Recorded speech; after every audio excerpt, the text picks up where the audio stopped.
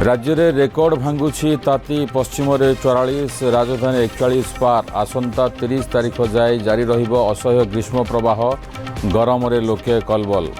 ब्रह्मपुरी अभियुक्त को एनकाउंटर परे एबे अन्य अभियुक्त छानिया थाना रे आत्मसमर्पण कला अभियुक्त आशीष साहू। गत राति रे मुख्य अभियुक्त मुकेश को एनकाउंटर करथिला पुलिस। बेआईन बाली चालान ट्रक अटकाइबारु प्रशासनिक अधिकारी को दुर्व्यवहार अभियोग।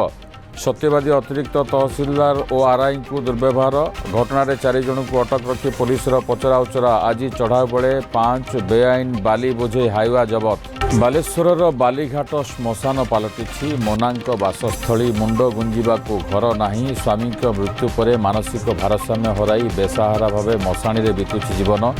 मोनांक अवस्था कहार हेले पड़ुनी नजर।